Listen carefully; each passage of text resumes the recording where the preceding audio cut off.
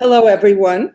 My name is Judith Shatin, and I'm delighted to host two outstanding fellows of the Virginia Center for Creative Arts, writer Katherine Hill and composer James Primosch. As a composer who has enjoyed the inspiration of residencies at the VCCA, and as a member of the Fellows Council, I'm especially delighted to host this fireside chat and share the work of these extraordinary artists. Also, please send along questions as we go for a discussion following their presentations. We're going to be starting with writer Katherine Hill, the author of two novels, The Violet Hour and A Short Move, both of which she finished at the VCCA. A Short Move was recently released in June and was a New York Times editor's choice. Earlier this year, she and her co-authors Sarah Chihaya, Merv Emre, and Jill Richards published the Ferrante Letters, an experiment in collective criticism about the work of the wonderful Italian novelist Elena Ferrante. Katherine is assistant professor of English at Adelphi University, where she teaches in both the undergraduate and MFA program. And she is going to tell us a bit about her novel, A Short Move, which she will be reading from, and which I gather was actually set in Amherst County. Welcome, Katherine. Thank you, Judith. Thank you so much. And thank you to the VCCA for hosting this series, for inviting me to participate in it. This novel was published in June, so I had one reading on Zoom, but not the sort of typical book tour sharing of the work that tends to accompany the release of a new novel. So it's been a real thrill to find other virtual ways of doing that. This is now the second public time that I will be reading from the book, and I'm really thrilled to do it for the VCCA. Not only because I finished the book there, and maybe my fourth residency, but also because, as Judith said, a great deal of the novel is set in a fictional Amherst County. It's actually called Monacan County in the novel. The novel is the life story of a football player, a linebacker who makes it all the way to the NFL, who grew up, was born, raised, and eventually returns to this fictional Amherst County. So I'm going to read a section from the third chapter. And I should say the novel is episodic in nature and takes a number of different points of view throughout the course of Mitch's life, and jumps forward in time with each successive chapter. So we have this kind of relay of perspectives throughout the narrative. The third chapter belongs to his uncle Tim. Tim is the older brother of his absent father, and he is also the coach of the Pee-wee football team, the junior league team that Mitch plays on as a child. Other things you should know in order to understand or kind of situate yourself in this excerpt is that the Pee-wee team is called the Jets. The local high school team is the Warriors. And Tim, who is the coach, sort of aspires to coach at the high school level, is hoping to kind of prove himself in the Pee-wee level. He also is a groundskeeper and all-around handyman at the neighboring college, which is called Briarwood. This is 1983. Tim was a believer in systems. His hero was Paul Brown of the Cleveland Browns, the first to time his players in the 40-yard dash, to enforce team dinners and curfews the night before a game, to make his players actually write down their plays. This season, in tribute, he made the Flyboys do the same. He was tough on them because he knew what they were like. He'd been an idiot himself when he was young, and he'd let it go too far. Summer of '69, he and Robbie had joined up together, two brothers with low numbers and a hostile father at home. They were draft bait. No one would hire them, so they figured they may as well enlist, choose their own deployments, maybe in Europe or the palm-rimmed Caribbean. Why they thought they'd have this option was a mystery to him now, one of many in the world, and in his own being he'd been made aware of since. Sorry, I just lost my place. They were separated immediately, Robbie to Fort Jackson, Tim to Fort Dix, then shipped to Nam in different divisions, on different days even, seeing each other only once in the course of their 12 month tours when they were flown home together with Pan Am stewardesses to attend their mother's funeral. That was hard. Even harder was when Robbie died.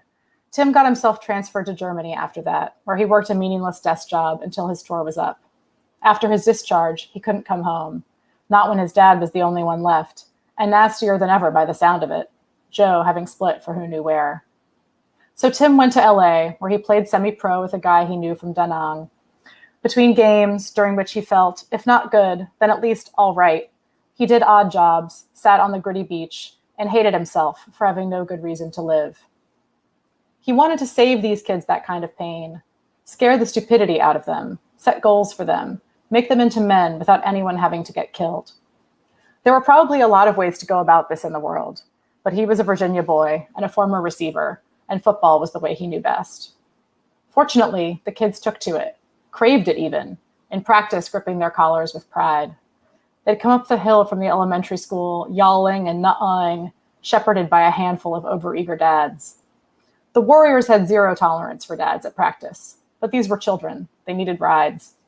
As long as the dads respected his style, he didn't mind if they watched. Practice always started with stretches and jogging so the boys could warm themselves up. Then they reviewed and ran their plays and coverages, each one in sequence until it was right. No wind sprints, no crushing leg raises, no drills just to prove he was coach. He knew who he was, and so did they, and drills only wore players out. Still, he liked to talk. He had his coachisms, his general coachiness. He appreciated a little theater, a little religion. "What's going on in your head?" he liked to demand, tapping his knuckles on someone's hat, never actually wanting an answer. "Devote yourselves," he also said, and it's all about the fundamentals. "It's our year," one of the dads said at Smokies after another Friday night victory for the Warriors. His own son would win again that weekend under Tim's watchful eye, because Tim understood the fundamentals and knew how to plan for a game. But no one cared about that just now, not over beers on a Friday night.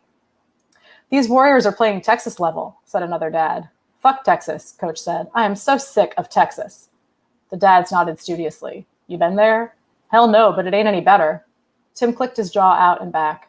"California football, Florida football, everyone says it. Well, you know what? This is Virginia football. And you know what else? It's football."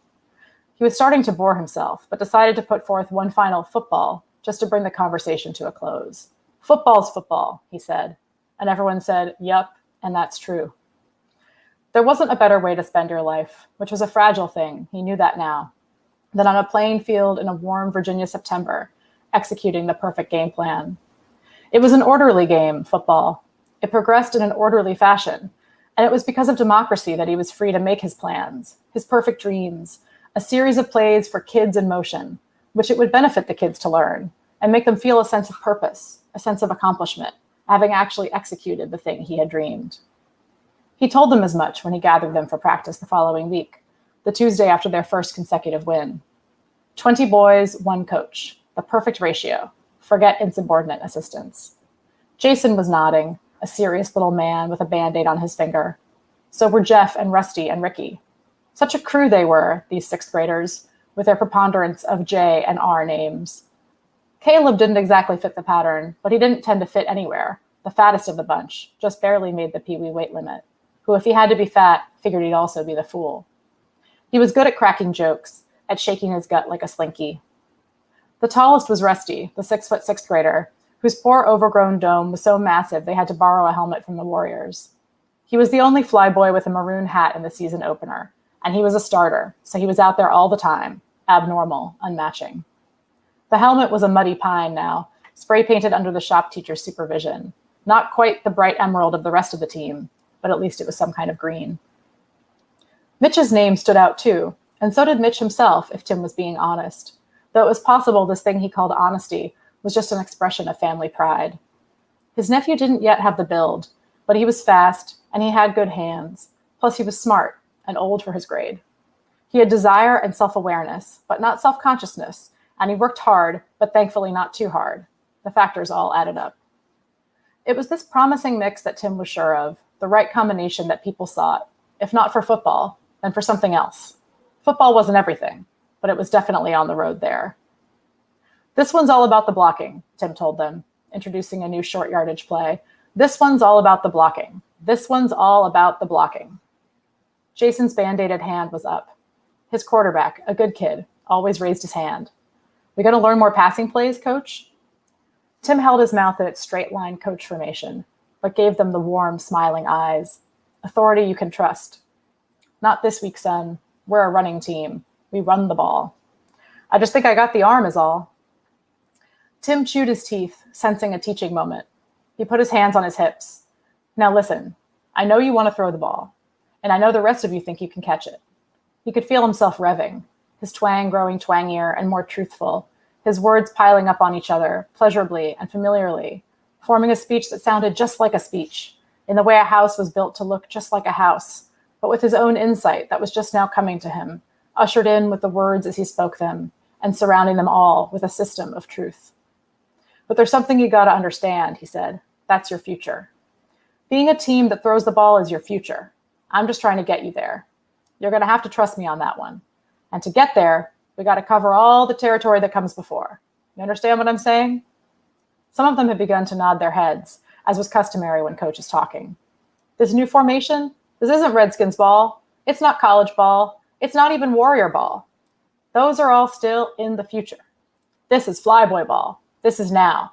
This is a play run at Yale in 1900. He paused. He looked at them gravely, let the weight of the past sink in. 1900? Coach, that's old. So they weren't exactly converted, but they did line up on his whistle. They got to work positioning their feet and angling their blocks to the left. And when Ricky Franklin jogged up at the water break and asked if they could practice something else, something more exciting, Tim widened his eyes to act surprised. It was important to feign surprise when a kid dared make a request. That was part of establishing authority. Make it scary to make a request. Blocking's boring, Ricky said. Thanks for your perspective. It is, though. I want to catch the ball. Go on, son. Instead, I'm just giving his ass a push, running right. I barely get to move. I'll give your ass a push, son. It was clear Ricky wasn't happy, but football practice wasn't about being happy. And as usual, there was nothing to do but drop it and get back to work. Ricky dropped it. He practiced his blocks. Tim coached. And when time was up, they clapped, barked jets, and dispersed. So he was genuinely surprised, Tim had to admit, when after another Sunday win and then a long Monday shift at the college, in which he'd been called in to deal with a flooded dormitory basement where the students stored their old rich girl obsessions, cellos, and camping tents that were so inviting to the now drowned mice. He was generally surprised when he returned home to find his sixth graders, the R's and the J's, Ricky and Rusty and Jason and Jeff, along with Caleb and even Mitch in his drive beside a tangle of bikes. Boys. We was hoping to talk to you, Coach, Jason said, the poorest of the bunch, but the quarterback, the undisputed leader. What's up? Unsatisfied with the win? No, sir. Well, yes, sir, in a way. We was hoping. He tilted his head a little towards the rest of them. If you think it can work, to have a little more fun out there, try some more long passes, open it up a little, give everyone a chance to move. Tim looked at Ricky, who was nodding seriously. Since we seem to be beating everybody so easy with the run. He'd been wrong to use the word unsatisfied. He saw that now. Tim frowned and continued to say nothing, because nothing Jason had said really warranted a lecture. The boys stood together with their hands in their pockets, a gesture new to them, a gesture demonstrated and suggested by the dads and other men. And they looked very much like a group, a team, some kind of warm and willing collective. He looked at them, Rusty's pimply head, Caleb's gut, Ricky's mouth. Someone needed a shower. He looked at Mitch, his nephew. So, Jason finally asked, who put y'all up to this? The question seemed to startle Jason, who wiped his palms on the legs of his jeans, his finger healed, the Band-Aid gone. No one. Us. It was our idea. Your idea. Yes, sir. They had ideas. And those warm young bodies of theirs, sweating spontaneously in ways they didn't understand, they were somehow cooking up ideas. I'll take it under advisement, Tim said. Okay, but like I said, I'll take it under advisement. Repetition, he was finding, was not boring. Repetition was his friend. There was some standing and a waft of ripe manure smell so common to this part of the world. And after a time, the boys seemed to understand that this was the end of the conversation.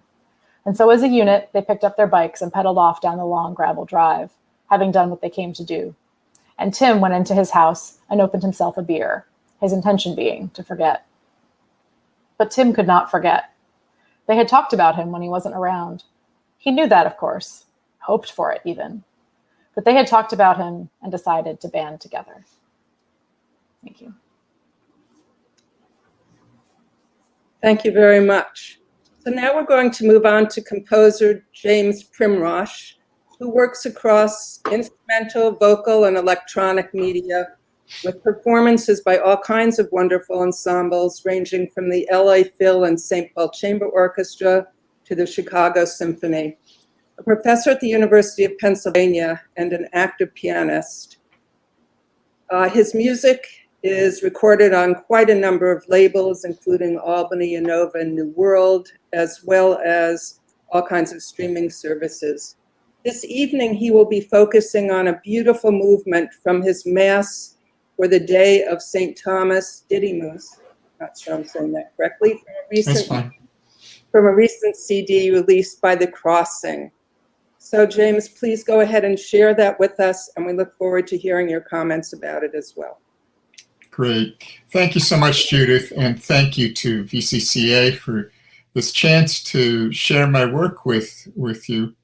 I chose to play an excerpt from a piece that has a slightly complicated setup. The Crossing had issued a call for proposals for projects. A piece that would be performed in this big alternative art space here in Philly called the Icebox. So I came up with the idea of a piece that would divide up the group. They're a chamber choir of 16 to 20 singers. I would divide the group, have a small group of 4 singers in one part of this room, and then the main body of singers in another part. The 2 groups would be singing different texts. So the 4 soloists are singing a setting of the Latin Mass. We're going to hear the Gloria tonight. The main group is singing poetry by Denise Levertov that is, that is inspired by the Latin Mass texts. These are interwoven with each other, so you'll hear the Latin and the English juxtaposed. Levertov is coming from a place, so to speak, of searching, you might say, with regard to faith. And this fits with the idea of Thomas Didymus. Thomas the twin, Didymus is the Greek. Thomas, the Apostle Thomas the twin, was the fellow who said, when told, Jesus has been raised, he said, I'm not going to believe that until I see him. So he kind of becomes an emblem of the life of faith that is very much bound up with doubt. There's a moment in another movement of this piece where Levertov writes, I believe and interrupt my belief with doubt. I doubt and interrupt my doubt with belief. Now, the Gloria is perhaps the most affirmative movement of the piece. So there's less of that doubt here. It's less shadowed, you might say, than some other parts of the piece. So we'll hear The Crossing. This is from a relatively new CD that came out this spring. It's on the Navona label. And you can also find it on Spotify and various services. Donald Nally is the artistic director of The Crossing, and he'll conduct. So let's give this a listen. Gloria, Gloria in excelsis Deo, et in terra minibus bonum, praise the Lectio, laudamus Dei, laudamus Dei salvesta, laudamus Dei, praise the Shalom, my neighbors in me, cast on the tide of me,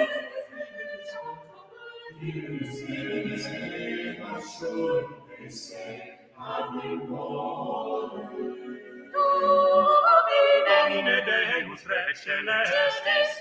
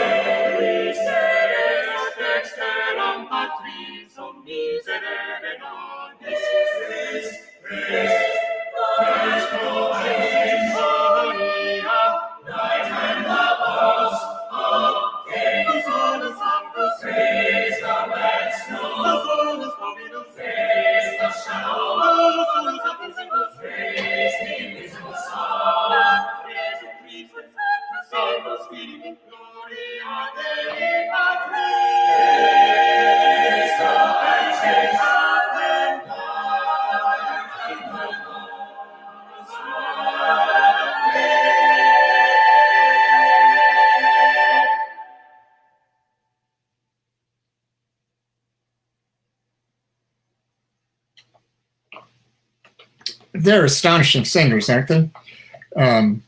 You really can write anything for them, and they just, they really deliver. And they don't just do it, they do it with refinement and care, incredible attention to detail. I'm very lucky to have been able to work with them for this album. So, Judith, did you want to ask anything about the piece or comment? That I found really fascinating about it is the juxtaposition of these different texts. And I wondered if you could talk a little bit about your process of identifying them, and then the way in which you integrate the worlds of the two kind of ensembles that you have joined together in a really intriguing way. Mm-hmm. Mm-hmm. I've known about the Levertov text for a long time. I think I read it in undergrad. Wow. So it's kind of been in the back pocket for decades. And I never came up with the right way to frame it. Then when this idea of a multiple choir piece came to be, I hit on using this text. One of the ways that I distinguish the two groups is that the group of soloists throughout the piece is singing in the manner of various liturgical musics. So in this movement, for example, there's a kind of the aroma of medieval organum in the rhythmic gestures in certain aspects of the intervals. Really, there are points of intersection with the harmony, Judith. That's really where it happens. The four soloists are singing a kind of thinned out, or to think of it the other way, the big choir is singing a thickened version of the harmony that you find with the small group. So I think it's with the harmony, and then it's also certain things with the rhythm that I'm distinguishing the two groups one from the other. The soloists tend to sing in what we call compound meter, a beat that divides yada da yada da yada da. The main choir tends to sing in a duple meter, that or a meter that's dividing, da da da da da da. So there's that distinction being made as well that sets the one group apart from the other. So the harmony brings them together. The rhythmic shaping, I think, gives them their own characteristic flavor.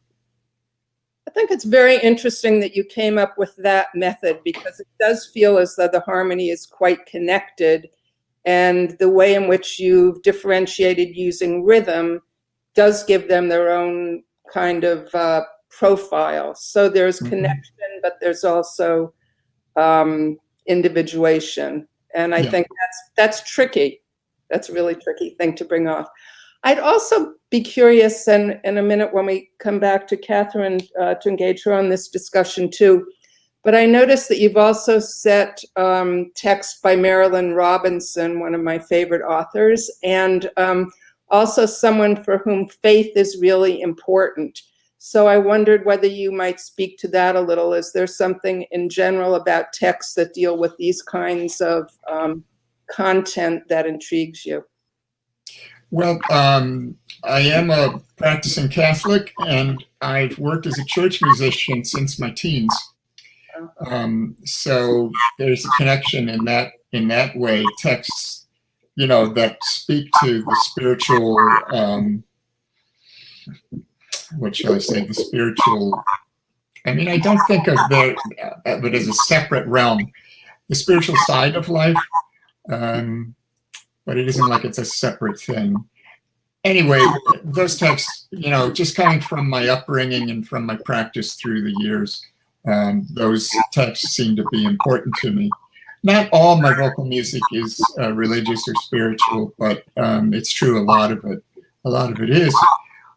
Also, in my work as a church musician, I've learned a lot about writing for voice and writing for choir. I've never worked with a choir in my own religious, denomination that could sing like the Crossing. I have worked with one very fine choir up in Boston at Emmanuel Church, which is, again, an extraordinary choir, and they've actually done this Mass, or at least a portion of it, until the virus hit.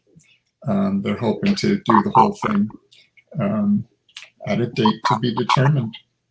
So yeah, I'm a cradle Catholic, so faith, doubt, has been part of my entire life.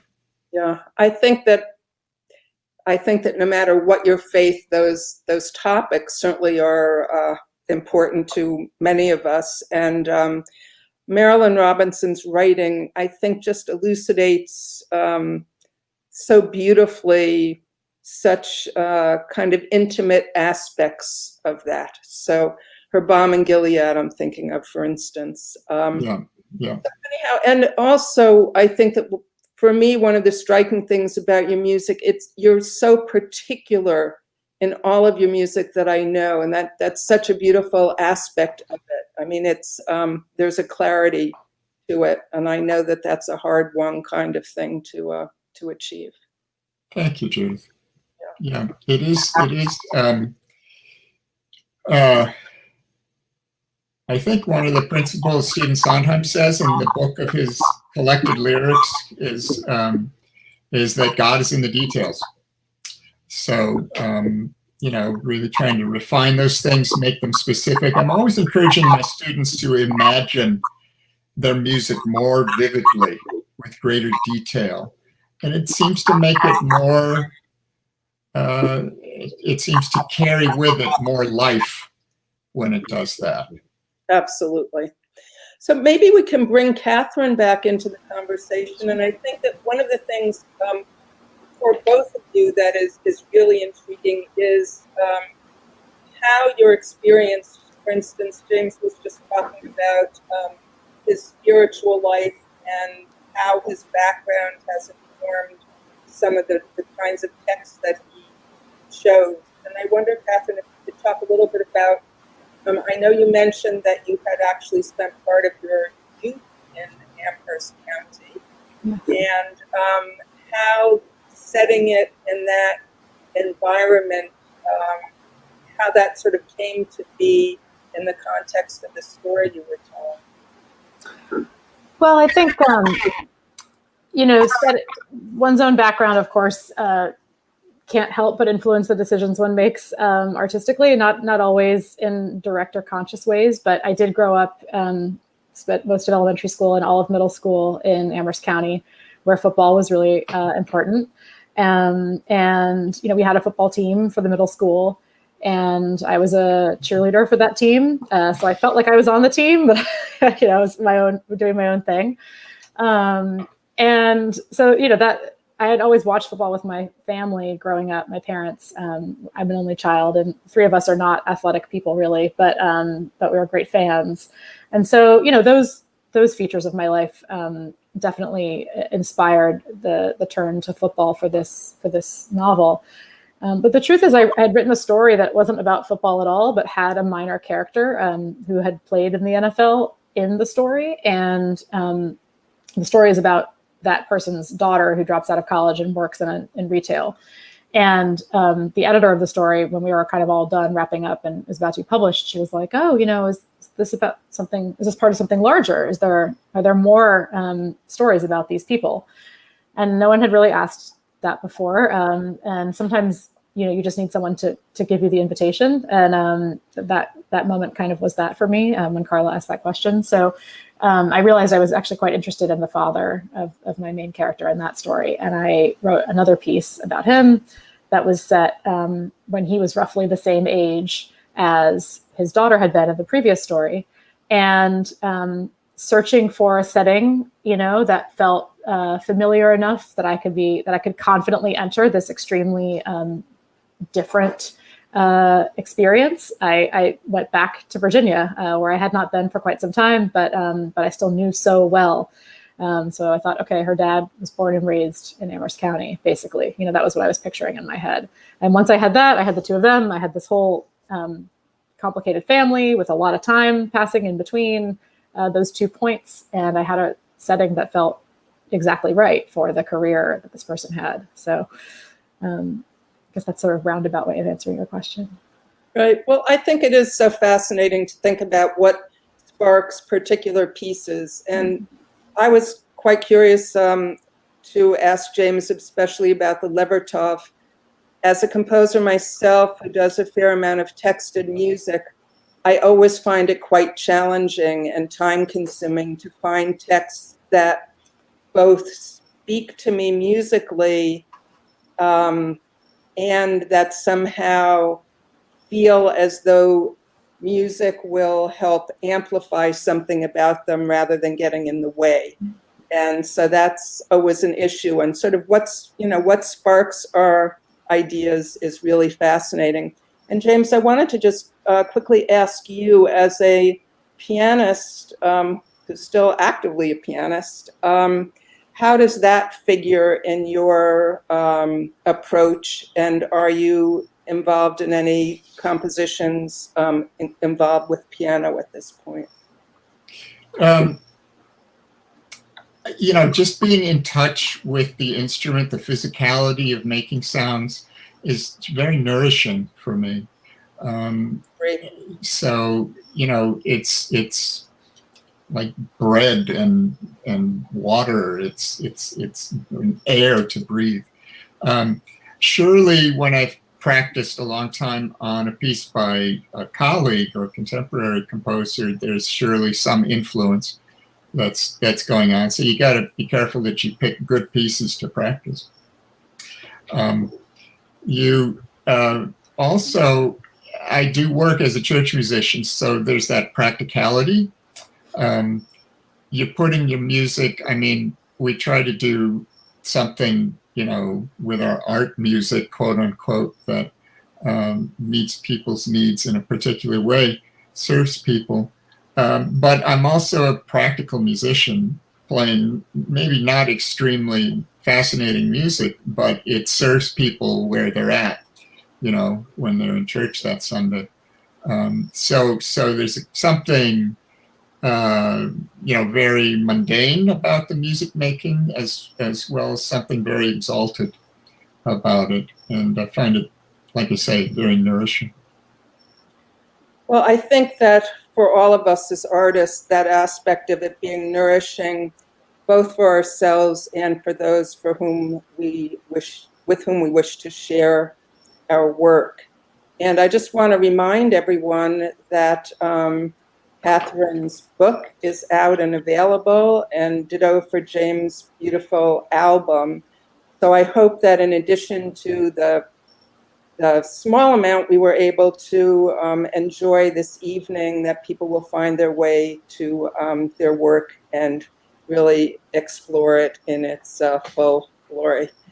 So thank you so much for joining us this evening, and I invite you to continue to delve into their work, and I know they have quite a bit else to share.